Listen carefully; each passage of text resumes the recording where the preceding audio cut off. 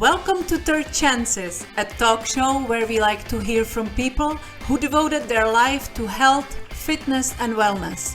Medical professionals, health coaches, and all the others who help us every day to cure our body, mind, or soul. Those who always look for more natural, holistic ways to help even more people to live a happier and healthier life. Those who don't like to give up easily and settle on you or themselves. It is never too late or too soon. I always believe that every one of us deserves not just a second chance, but as many as we need. I'm Vera, your host. Who better than a master of reinvention with an accent to guide you through it, right? Just like they say, you are not a tree, so move. And God knows I have done just that in my own life many times. If you are not completely happy with the direction your life is going, this show may help you get the courage to change what is needed, find a new path, and take charge. So come on over, pour yourself a glass of wine, and spend some time with us. Let's laugh and cry together and get inspired by people just like you and me who overcame their own doubts and took a leap of faith to reinvent their life on their own terms. I hope and pray that we help you on that journey. And if you feel so compelled and inspired, please let us know. Don't be shy. Who knows? You may just be our next featured guest with another inspiring success story. So here we go.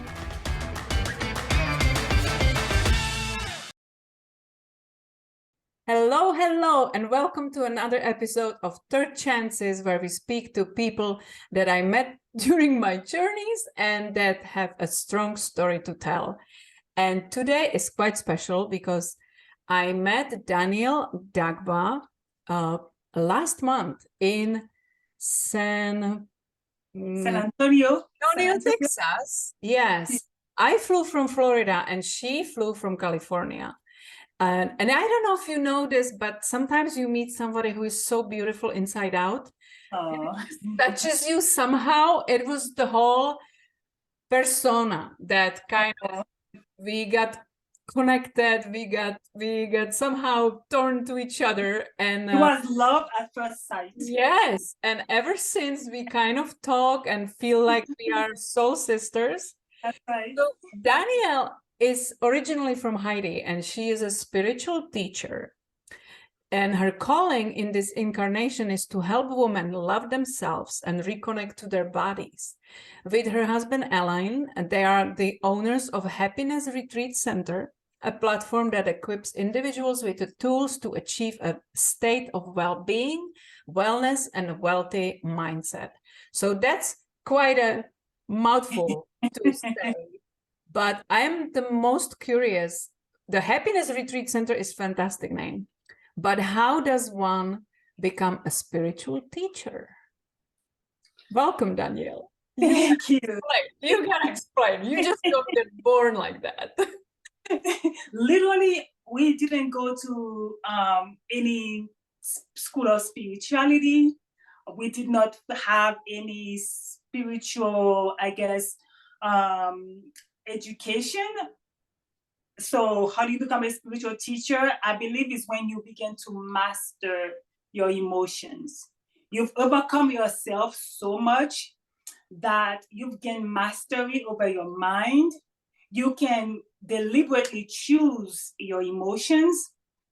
And I believe once you overcome certain things in your life, that automatically puts you in a place where you are permitted, you are allowed to talk about that.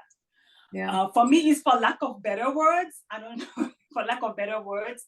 I find that as I was going through my journey of overcoming obesity, for example, I was 60 pounds overweight at one point. Wow. And I educated myself about, I didn't go to school of nutrition. I tapped into spirit, and I was led to so many materials and tools to not only lose 60 pounds, but I kept it over almost 15 years. Automatically, people come to me, Danielle, what are you doing? So I began to teach women about how to love their bodies, the processes that I went through.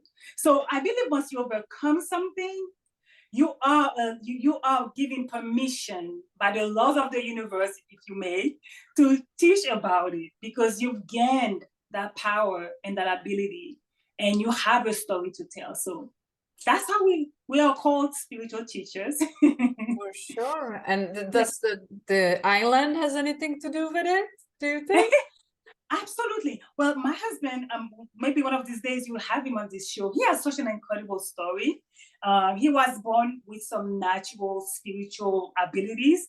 I had to like walk through life to kind of like gain some spiritual powers, if you want to call it like that. But he was born with the ability to see from in the spiritual realm, to tap into deeper wisdom, to channel revelation from the Bible, because our background is Christians. He was able to tell, if he sees you, he didn't know you, he could tell your life story. Wow. So he was born with some spiritual gifts. That's incredible. So can I ask very intimately how you guys met? Oh my God, absolutely. Literally, Vera, let me tell you, I remember I had a baby in my mid-20s. So I was a single mom. And I remember after I had this child, I said, I gotta get my life together. I prayed, Vera, I prayed for not just anybody, for my purpose mate. I was so clear, I could remember that prayer. So when I met my husband, I knew that was my husband. So how we met, I truly believe that we met in the spiritual realm, because when we met physically, we knew we were meant to be together. So you're master of manifestations as well. We manifested each other. When I spoke to him, he said the same thing. He said to God, I will not date anybody. He had just came from Togo, West Africa, to Nebraska, Omaha, Nebraska. He said he refused to date anybody. He said to God, his higher self, the higher being, I only want to date in America. I'm only dating my wife. I don't want to date anybody else. And you were already here. Yes, but I was in Boston. He was in Nebraska doing that prayer. I was in Boston praying. And then we met in Boston, two mutual friends at a party. Wonderful. And you are together for how long now? Ooh, almost 2 years dating, 20 years married. So 22 years, Vera. Beautiful, beautiful. And I know that you working with relationships, helping people with relationships, but I still want to know, how did you arrive there? How did you like I said, like most people are not born with that. Like some people, it takes them a lifetime to start acknowledging their emotions and realizing that they are in control of it. Absolutely. So did something happen that made you look deeper into yourself, or how did you arrive there? I was tired of being myself. I was sick and tired of myself, Vera. I was like, you gotta go, girl. You can figure out your life. You gotta go. So it's my journey, I would say. Just to give you a little backstory, I was raised in Haiti, born and raised in Haiti, strong Catholic religious background. Everything was head knowledge. I've always felt a deeper connection with God, but I didn't know how to access that. Everything that was given to me to grown-ups or priests, everything was head knowledge. I couldn't connect to my emotion. Mm-hmm. Right? I didn't know how to emotionalize God. I didn't know how to make God practical. But did you recognize that you're missing something in it? Like, at that time, did you recognize it's a head thing and not the heart? I felt it. I felt like I was yearning for a deeper connection, mm-hmm. with a deeper part of me. I didn't know what to call it, but I just felt like it just was not it. Whatever I was being fed through, Catholic schools and Catholicism, it was nice. But after a while, I realized that something was really, really missing. So at that point, I started to ask deeper questions. I went through self-inquiry, like what is the purpose of this life? I believe many of us, we go through that phase in our lives when we realize there is so much more to life. But for me, it was a deep yearning. My soul was almost like, won't let me be. That makes sense. But the turnaround came for me, Vera, when after I had my daughter last year in college. Here's the thing.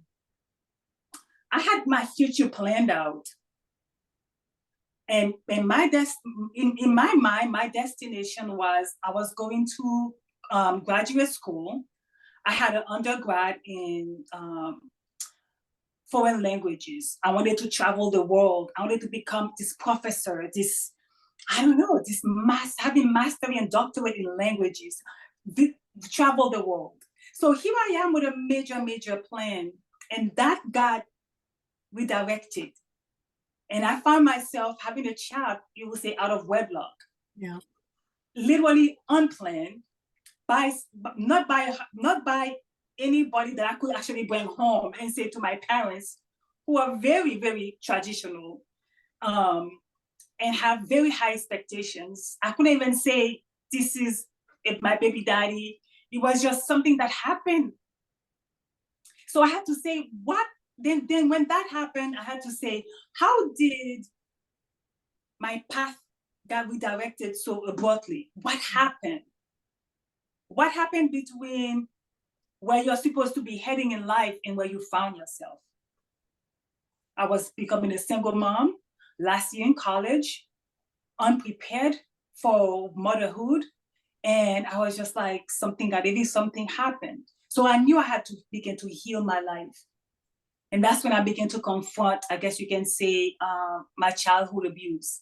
So I was sexually molested, and then I was also raped in college. I had nicely buried these events, you know. Growing up in Haiti, I found a way to excel in school, you know, and I found a way to make life happen. But you can't hide these pains for so long, they start to surface. Mm-hmm. You know, it fascinates me because if I compare it to myself, I'm fascinated that so young you already felt that something is incomplete in you. Sure. Because I was the go-getter and I was just going through life without realizing that life is flowing by, and I arrived at deeper meanings and everything long after my 40s. So it fascinates me that you felt it this young, because that I don't think that's totally, it gotta be unique. That totally stood me apart. I was different. I felt different growing up. I felt like I could feel people's pain, and I feel a strong desire to alleviate pain. I feel like I could take people's pain for them so they can go free. So there was this deeper yearning to make people feel better.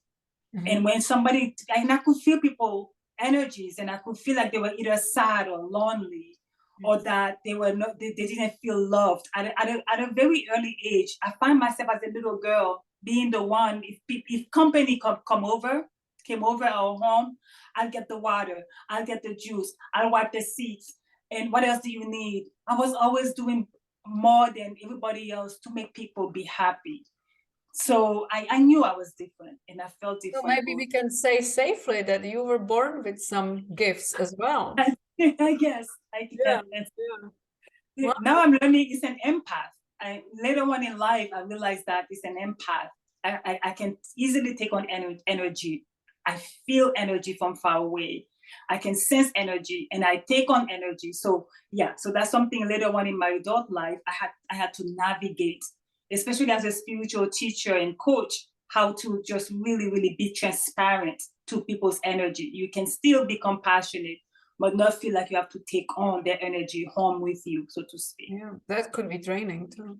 But if I'm following your story, what you said, that you experienced some not so pleasant things during your childhood, and you were going on to find a way to heal it by yourself? Honestly, Vera, I thought I could just, this didn't happen. I believe whenever, as a child, when you go through certain traumatic events, and because you don't have the tools to handle them or heal through them, or maybe the adults in your life, if you even get to even express them, I believe I did tell my mom what was happening, but they just didn't have the tool. Yeah. So I believe as a child, the best way you feel like you can go on is to make yourself believe it didn't happen. So I was able to do that for a little bit until early 20s. I watched my life and I felt like there was a part of me that was not in control. Then I learned through the desire to heal that it was the pain personality. Your pain doesn't just vanish, you know. They just suppress. And I believe my emotional eating and me gaining weight was part of the ways to deal with that pain. Yeah, even though when we don't realize it, it's something, it's gonna be bubbling somewhere. Yeah. It's gonna be bubbling somewhere. Yeah. Yeah. So And for me, so how, walk me through it. I'm so curious about this. It's amazing. so I realized that as a child, I became, you see me right now as, okay, she's bubbly, she's happy. But I used to be called deaf and dumb. I wanted to not even talk. I was very shy, very reserved. People talk about low self-esteem, Vera. I had zero self-esteem. I wanted you to tell me what my favorite color was. I wanted you to tell me what should I wear. I was looking so much for so much validation. I needed you to tell me I was important. I felt like I couldn't look at myself in the mirror and see anything. You understand? So I grew up being very shy, very very low in, I guess, almost not being conscious that I exist. I think a part of me left with that, with those experiences. You understand? So, and I know after I had a child, something had to give. Something had to give. Now I had not just my life to figure it out, but my daughter. So that was my wake-up call. I always say that she was a gift from heaven. And I will never forget this. I was so broken, so lost. I remember after a week coming home, Vera. First of all, I went through the pregnancy. I wasn't in touch with nothing, Vera. I just knew I had a fear I couldn't abort a baby. Maybe the Catholicism fear, I just couldn't go through that. So I knew I had to carry this child, but I was so not in touch with myself, with life, with purpose, so empty and void on the inside. I'm even surprised that I carried a healthy baby. Yeah. So beautiful. Were you afraid with your family as well? Oh my goodness, I was a total disappointment to everybody, the Catholic Church, my community. We had position in the church as youth leaders, so it was a big shock to everybody. I never saw the baby daddy again, so I had to carry all this shame alone. It was one of the darkest moments of my life. Very dark. But something happened, Vera. I remember after a week after I brought my child home, she was laying on her crib, and it dawned on me. I said, how can something so beautiful and so whole come out of a hot mess, lost being? That's how I felt about myself. Then I said, something clicked. There's a higher power. There's a love somewhere. Does that make sense, Vera? Yeah. Yeah. Something shifted and reassured me that there's grace, there's love. And it was a reminder that I can tap into it. And that's how my journey started. That's powerful. I don't even want to speak. Beautiful. It is incredible because it kind of pushes you to grow up really quickly. It does. Now you are responsible for another human being, and you, at the same time, you probably found the motherly power in you, which is not a little thing to acknowledge, because now God gave you the gift to carry a child. Exactly. And even though it was kind of carrying with shame at the beginning, now you look at her eyes and it's different experience, isn't it? It is. She ended up being the light of the house, the beautiful flower of the community. Everybody that was talking about me after she was born, they was just so in awe of just how beautiful and perfect she was. So I said, if something so pure, so beautiful can come out of me, what else can come out of me if I had my life together? Yeah. So that's when I started. Probably because it was meant to be this way. I believe, Vera. I believe that soul chose me. She's like, let me help her. Let me help her out. I'm gonna come in her body, whether she like it or not. I literally believe that, you know, we had a soul contract, me and my daughter. I truly, absolutely believe that. I don't know if you believe in soul contract and reincarnation, but I have so many evidences of souls that I feel like I recognize them. You're one of them, by the way, Vera. But but I believe we had a soul contract where we said, hey, I'm going to come through your body. I'm going to help you out of your depression and your low lifeless. And I'm going to give you a purpose to push forward. I truly believe that she was an angel. She said she's an angel in my life. You know, it's beautiful because I was not joking when I said at the beginning that it really, like, that was first time we saw each other. And you have beautiful presence because obviously you had a long hair and it's just gorgeous smile and everything. And I loved your voice. I'm very sensitive to voices. And it just, suddenly we were like sitting together talking about life. It felt so natural. You don't get that with everybody, you know.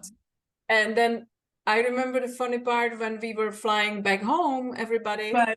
And you were supposed to be leaving, like, I think 11 o'clock in the morning. My flight was all the way in the evening. So I had to move out of the hotel room. So I kind of went to the airport and I was going to read and just kill time there and just wait for my flight. And then you mentioned that your flight was postponed so many hours that you were still in the airport. So we spent another time together. It was wonderful. Certain things I believe are meant to happen, and this is one of them. And your daughter was big lesson. I have been friends with many Italians, and Italians always go like, snap out of it, you know, when there's something. And this was a God's nudge to snap out of it. This is meant for so many more beautiful things that you have no idea how many lives you're gonna touch. You said it perfectly, Vera. You're singing my song. You're singing my song right now. You said it so perfectly. Yeah, I think that's how it feels. So tell me, when did your husband came to picture? Okay, so I met my husband my daughter was about 2.5 years. Again, I was like, God, because the father wasn't as involved. We got reconnected, trying to work things out. But when you know you're forcing something, but it's not your path. So I had to let that go. Eventually, I said, God, I pray for a God-fearing man and a father figure for my daughter. So how did you end up in America? Did you go with your family or by yourself? No, I came to America a decade prior to all of that. Decade and a half. I came to America when I was 16. Oh, okay. And this whole sugar boom happened when I was in my mid-20s. I see. Okay. In my 20s. So yeah, I prayed for my husband. So when my daughter was 2.5 and I was about 25 years old, that's when I met him. And then said prayer. Wow. And you knew immediately, both of you. And then we immediately knew we were so purpose-made, soulmate. We knew. Wow. Tell me, this is really fascinating. So did you start your business right away, or did it grow into something?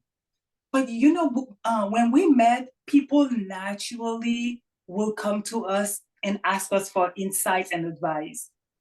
When we met, my husband had a spiritual mentor back home in Africa. So he was very advanced in a deep mystical understanding of the Bible. He had done many spiritual fasting. So when he came, he helped me understand the Word of God and how to make it practical in my life. So he fulfilled what you were missing there. Exactly.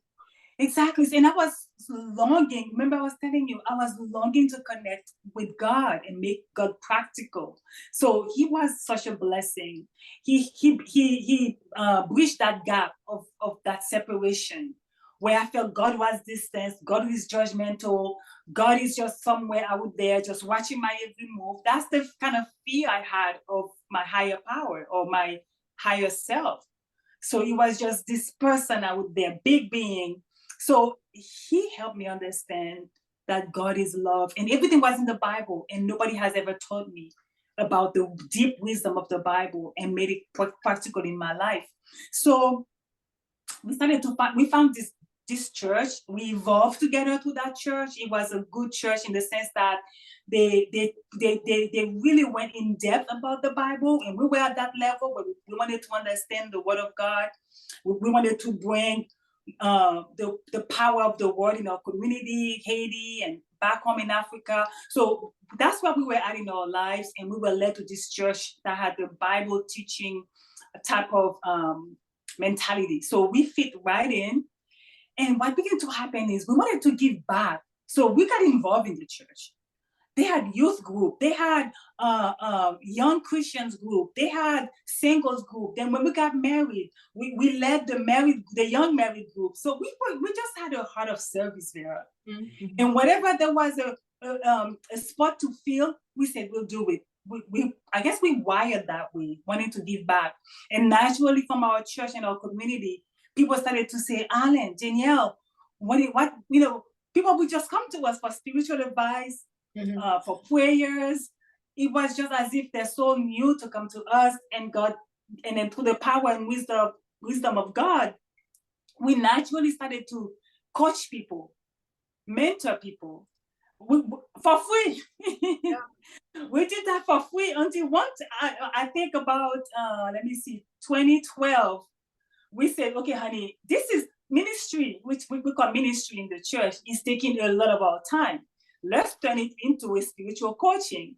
Mm-hmm. So it wasn't about maybe 10 years later after we got married, we turned it into a profitable business. But for 10 years, we were just giving free coaching, prayers, serving the church, but it was taking time from each other and taking time away from our kids. So we had to turn it into something that can bring some money, some financial. That's actually amazing, because many people can't even work together, not to mention run business together. The coaching has been around, but it wasn't so normal back then, right? It was right at the beginning when people start realizing that they may need some other help than maybe psychoanalytics or psychiatry or therapy or something like that, because I'm sure there's plenty of people that feel disconnected, just like you did when you were young. Absolutely. And they are not sure where to look or what to look for. Exactly. So what that happiness center works like? So what we did in 2012, my husband had always been working for the ministry. He was working, even though we weren't really getting paid, but that was his passion. Mm-hmm. So after a while, I said, okay, we're just going to step out in faith. And I branched out from my traditional 9-to-5, and we both then invested full-time into ministry, spiritual counseling, Bible teachings, and giving back to the community and our church. So it started out with just focusing on the Bible and just helping people through the Word of God to connect to their higher self, to connect with God at a personal level. Mm-hmm. And then it grew, because when I started to heal myself emotionally, in our relationship, because of what happened sexually, I just couldn't. There were times when the trauma, I could feel it in my body. So that started to interfere with our intimacy. Mm-hmm. So my husband had to channel. We both had to pray and say, God, help us. And I believe many times in a relationship, when a challenge comes, we're like, well, I guess this is not working out. Go back to your mama. I'll find something else. I think many times what brings us together and what we're supposed to heal as a couple sometimes separate us. Because people don't understand that there's a reason why you come together is to, both of us needs to heal. He had a strong anger issue and I had leftover self-resentment, self-resentment, self-loss coming from my past. So through healing, we had something more to give to people. We channeled this soul treatment where it was all by spirit. Mm-hmm. Because I was so sick in my soul. My husband is like, God, help me with this wife you're giving me. Help me out. And he channeled, because of me, he channeled these steps of taking people back to their trauma. It's not hypnosis. It's not like nothing out there that we know of, but through the power of God, clothing ourselves with the Christ of unconditional love. And he was able to find a way to help me recognize my higher self as pure love. And from that, call my inner child that was wounded. That was all by spirit, Vera. Mm-hmm. And then learn to love and love my inner child and accept her and apologize for what happened. So we had the soul treatment added to our Bible teachings, and then that opened up then more resources to help people, not just grow spiritually, but heal their lives. No, I'm sure there's plenty of people that have deep trauma deep inside them, just like you did, and they don't know they just swipe it under the rug and just hope it's gonna go away, but it never does. It never does. Yeah. It never does. So then as I watch my processes, like how I came out of self-loss, I call it self-loss because I lost myself. Mm-hmm. I was doing everything for everybody else at the cost of not confronting myself. I was the mother, I was the youth leader, I was the minister, I was the daughter, I was all over the place, the favorite auntie. I was doing everything for everybody else. I was busy at home. I became a busybody. All of that so that way I could deny myself. So when I watched the processes that Spirit God took me through with the help of my husband, of course, then I realized I have something that I can give to people. You know, right before my 40th birthday, Spirit sat me down. You're going to write your life story. And I wrote my book, Born to Succeed, Programmed to Fail. I'm getting chills. I remember just sitting there and God is like, we're going to write this book. In a week, I wrote this book with steps to take women out of the emotional trauma, step into the beauty that they are, in the magnificence that they are not their pain, and that they can use their pain actually as a catalyst for change.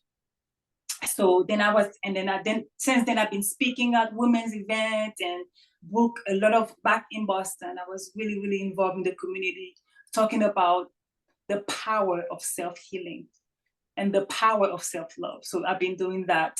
Of course, my platform changed, evolved since about the past 10 years.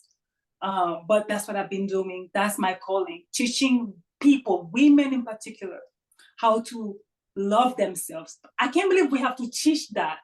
It has to be taught. Yes, but that's what I had to learn. Yeah. And that's what I teach. Yeah. And you had that feeling in you, but many women I met throughout my life, we are always in service of other people. We are always giving. And the last thing that comes to our mind is our own needs. Exactly. And one dear friend of mine always says, like, you cannot pour from empty cup. Right. But we never think of our needs. We always are there for everybody else. And I think that's specifically for women. It's a big problem. And then, like you said, you lose yourself in the process because you everything to everybody, but where is your needs? Where is you? Who are you? What exactly? Yeah. So this is very powerful. I wish I met you 20 years ago. Don't worry, we will catch up on lost time. Don't worry, Vera. Yeah, because this is 10, 15 years ago, I would be laughing. I was totally oblivious to these things. I was going through life. I had a successful career, and I wasn't spiritual at all. I wasn't missing it like you did. I was like, this is supposed to be. This is how it's supposed to go. You know, like you get taught these things that you are supposed to be successful, whatever you do, that blah, blah, blah, good grades at school. And that's how it is. And so it took me much longer to realize that, wait a minute, there is something missing. Right. This is not how life just go through and you hardly notice, you know, right. But so it took me many more years than you to realize that I have to actually slow down and stop and look around and start realizing what is happening to me, how to react to things, how I can control my own emotions, which I'm still in process. It's still a working process for me too. It's a working process for sure. But it's a big deal, because once you start learning these kind of personal empowerment, I would say, when you're realizing that it's really not what happened to you, but how you react to it, and all these things that start making sense. I was getting different messages from different sources. They were the same messages, but it was told differently, and it started making sense, and it started forcing me to look at it finally, seriously. And it's really, it's surprising when I listen to you and you telling me you had it almost as a child in you, some incomplete something. Yes. I did not. I was like, okay, I'm supposed to praise, and I'm supposed to do this. And I just, like, life went by. Yeah. I mean, I was very different from everybody that I knew, my classmates, my siblings. I've always felt like there was more, and why are we wasting time? Why are we not looking for more? Why is everybody so content with the bare minimum? Like, there's something deeper. I do believe that every soul comes with different agenda. You understand? So based on what we have worked on in our previous incarnation, so we have to continue what we have done, and we've done different works on ourselves, right? Depending on what experiences we allow ourselves to evolve through.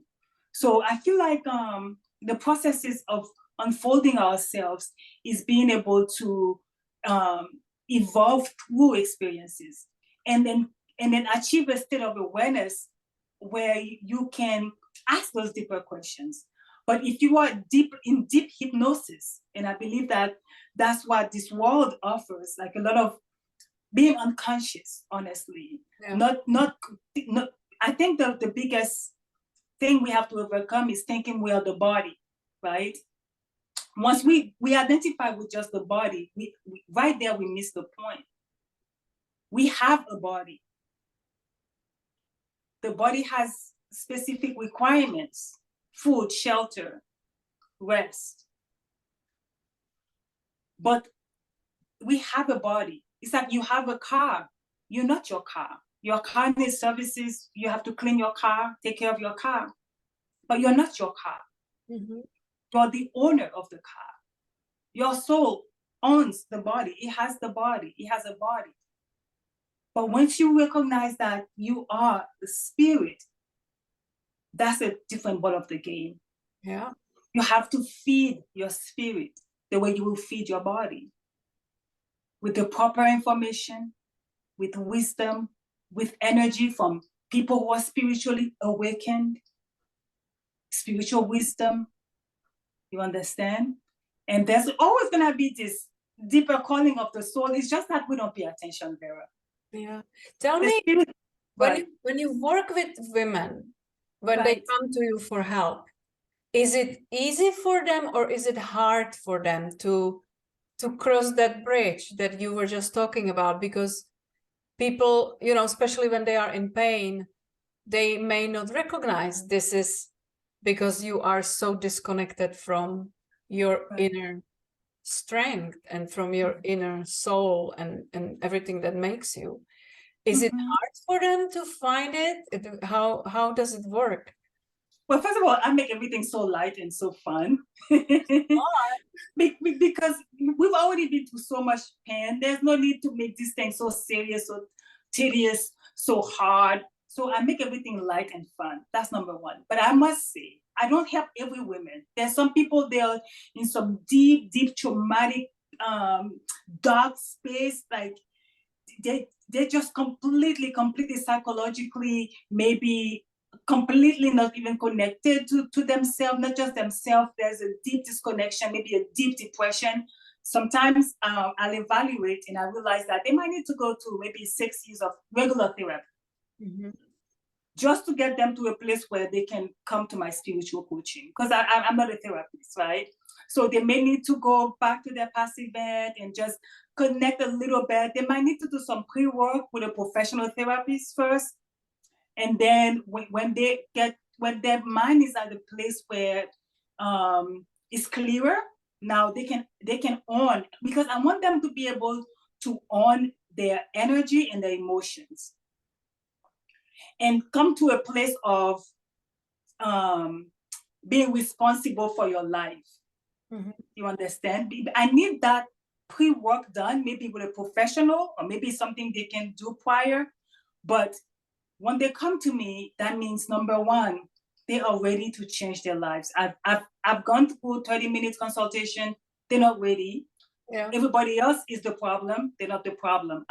We're going to have a very hard time to help this kind of person. Yeah. So they may have like a very, very, very, everybody else's fault and they need to be punished type of mindset.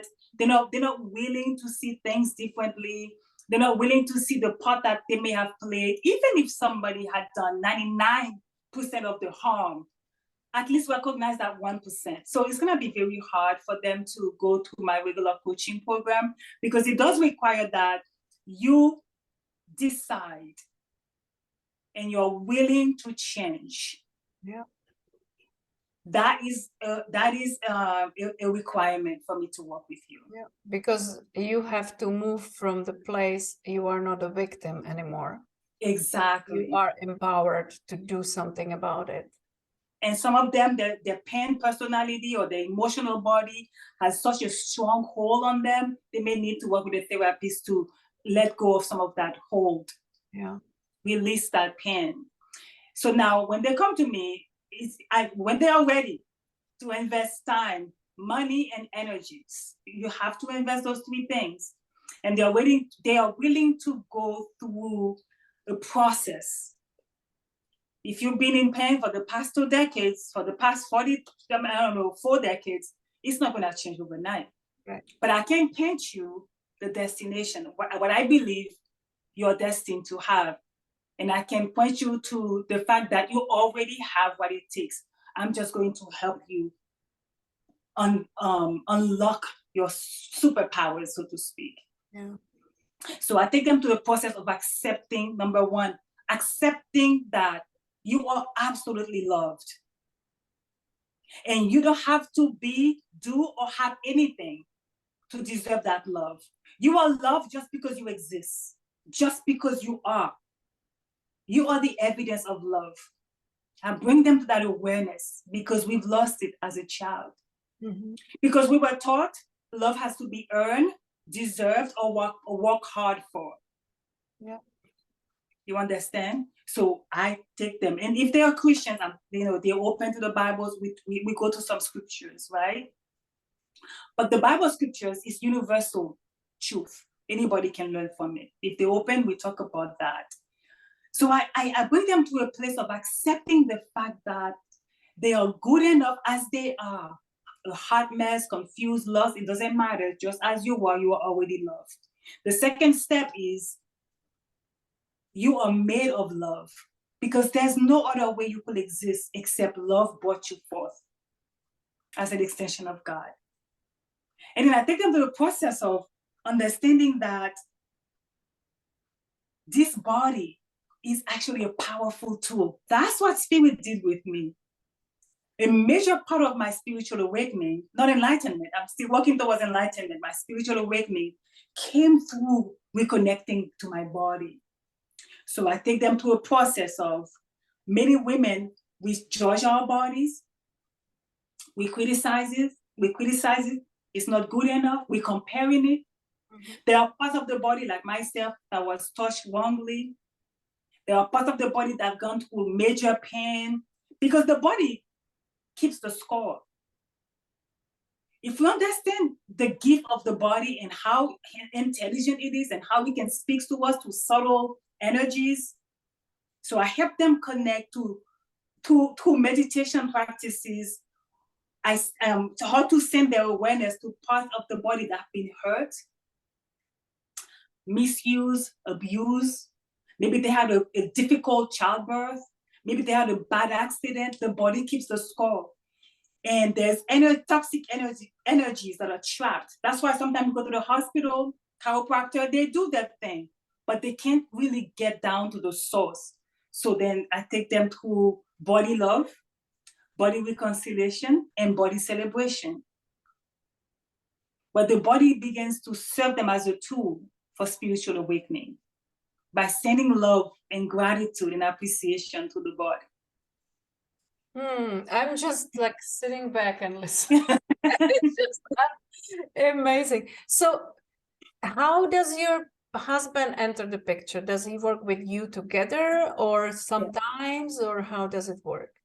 Yes. So as a couple, we do our weekly, we have a small spiritual community here that during the COVID, we did a lot of things online, but for the past 3 years, so now we're going to start to transition to a local physical place in Southern California.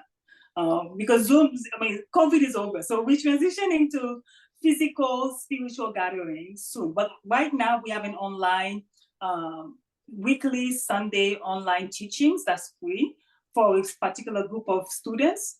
So every Sunday we come together and we just empower people through spiritual principles, mostly from Bible scriptures.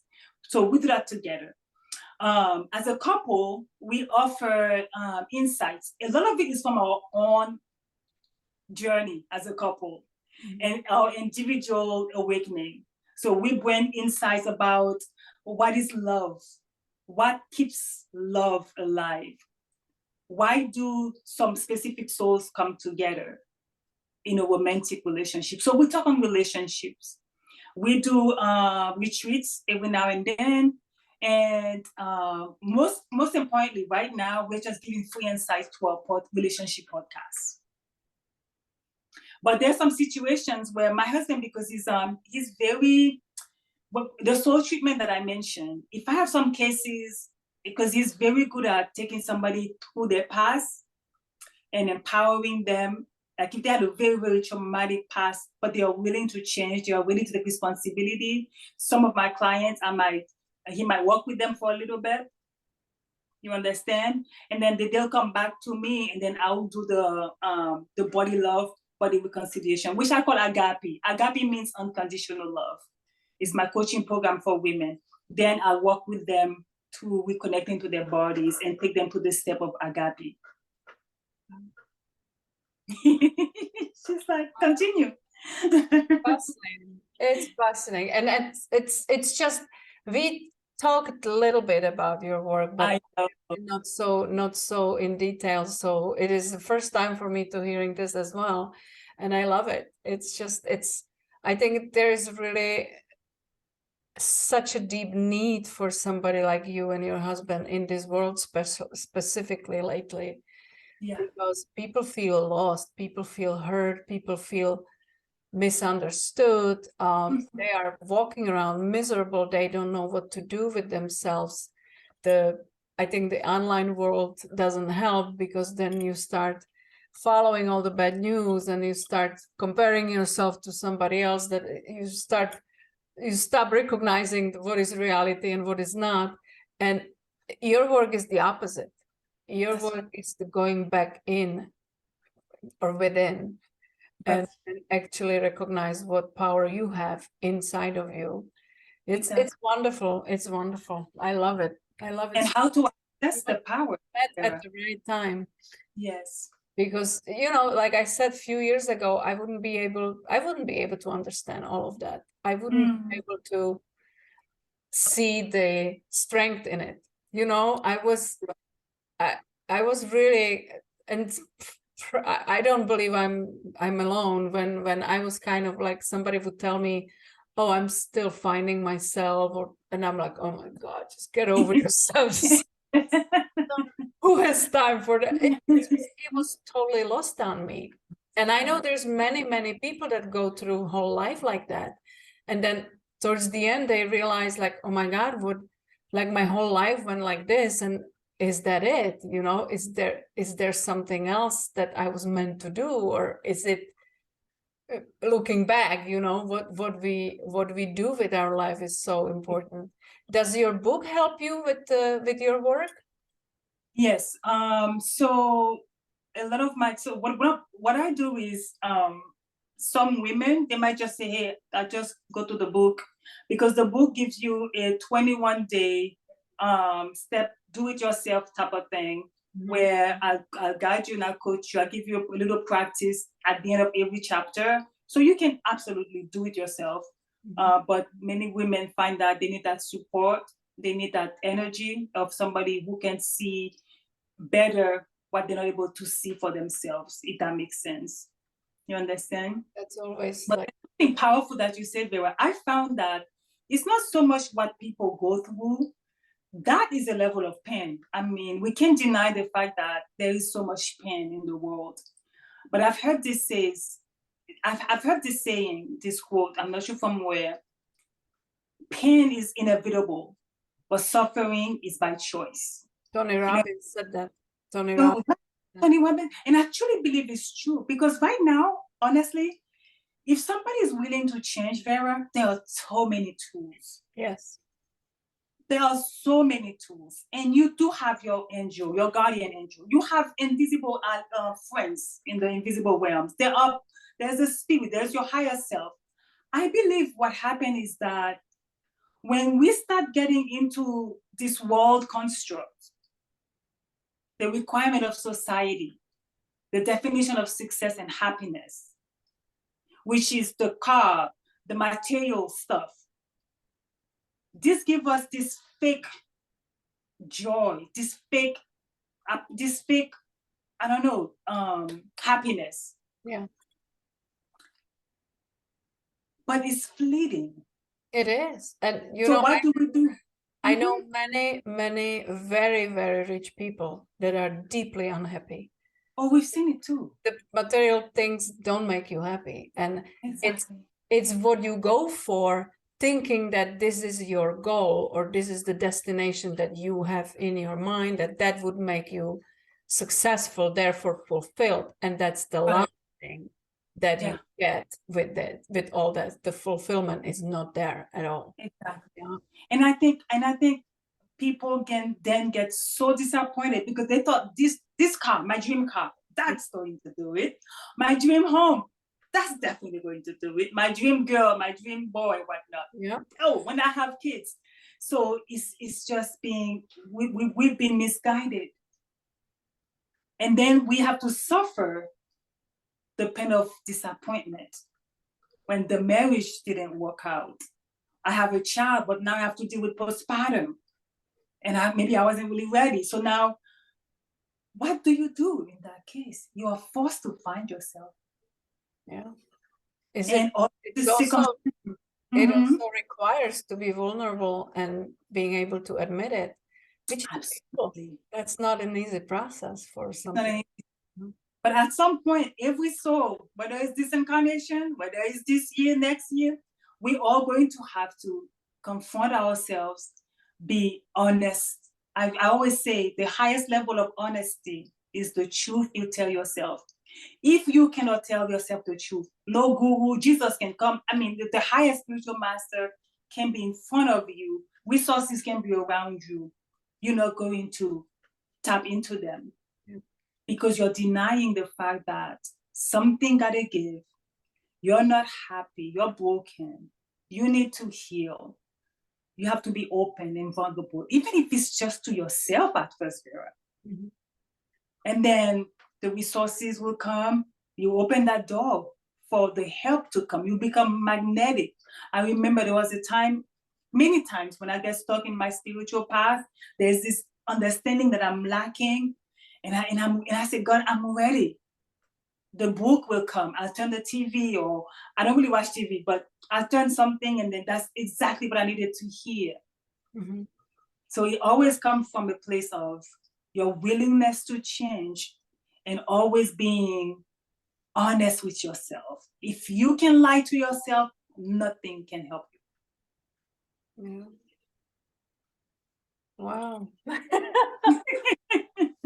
Look at that. We have to light it up a little bit. I know, we went deeper. Yes, no, I love it. I really, and I so appreciate that you were willing to go that deep, because I I was hoping we will have a deeper conversation. I don't believe that when people invest time to listen to something like that, I would hate to disappoint and just give them some shallow kind of description about who you are, because there's so many layers of you that I'm sure we didn't even touch. I know. And I hope everybody's watching on video, because she's so beautiful person. There is really something around you, some aura around you that just draw people in. Yeah. Yeah. Oh, thank you, Vera. I feel the same about you. Yeah, thank you. I have if I've never met your husband, obviously, and I hope I will soon. If by any chance I ask him how he would describe you today after all those years of work and growing up, what would he say? Funny. Funny. I make people laugh, Vera. I feel like let's there's so many things that's heavy. Let's be light. Yeah. Let's be light. But isn't it also the first requirement to kind of open your heart as well? I believe so. You lighten up a little bit. Like, I have a great sense of humor. He says like, oh, my Danielle is crazy funny. She's crazy funny. You know, I just like people to loosen up a little bit. Yeah, and it's needed. I love it. Yeah. I don't know if that would be the first thing that would come to mind. For me, when I first met you, and I would say magnetic. My husband thinks I'm very magnetic. I pull people in. I gravitate towards me. Magnetic, powerful energy, dynamic. Like, I'm like, sometimes I have to calm myself down. I have so much power inside of me. But I think you were talking about love and love giving and love finding and love discovering in you. I think you are the description of love. Oh, you know, the I don't know, that's somehow I felt great with you, whether we were talking or not. It just being together, and then we exchanged a few phone calls, and it just feels right, even though we are from completely different background. Yeah. And it's so hilarious. I always laugh because I have you have beautiful dark skin. I'm obviously, I didn't even see sun lately, so I'm super white. Yet my last name in Czech means black. Oh, see, I knew the connection was there. Yeah. So this is really, I'm so glad I chose Texas to go so we could meet. Yes. And tell me, if somebody listened to this podcast and is smitten by you like I was, if they feel like maybe you can help them, or maybe they just need to talk to you and see if there is a way to help them, what would be the best way to get in touch, how they can find you, what would be the best first step to take, maybe? Honestly, Danielle Dagba at gmail.com. That's my main Gmail inbox. Hi, introduce yourself, you know, a quick sentence, and then I'll get them on a 30-minute Zoom. I just like to chat to people and get to know people. And then we'll see if our resources can help them. Okay. Right? So Danielle Dagba at gmail.com, and then I'll respond. And I'll definitely post all the connections to Yes, other connections. So yes, show notes, so it will be below the episode, right. so people can reach out. And your book is available at Amazon, you think? Yes, it is. But I'm doing a final on my third web revision, so that will be up on my website, Happiness Retreat Center. That's another good source, Vera. If they want to get in touch with our spiritual, the soul journey, the soul treatment, some of our resources, our main website is Happiness Retreat Center. Eventually, I will revise my book, and my book will be there. Okay. You seem like that kind of artist that his work is never ready, because you can always find something that needs to be changed. I know it, Vera, because you unfolding all the time, for sure. Yeah. Yeah. Well, I could talk to you for hours. I'm coming over. I'm coming to Florida. We're going to I hope so. I hope. yeah. Our ocean is much warmer than yours. It is, for sure. It is. I know it is. But if there was something you would like to say as a wisdom to part with, what would come to mind? What may help you previously? What would you like the people to know that is true for them? Yes. I will say this. You have what it takes to make every aspect of your life work. Don't cut yourself short.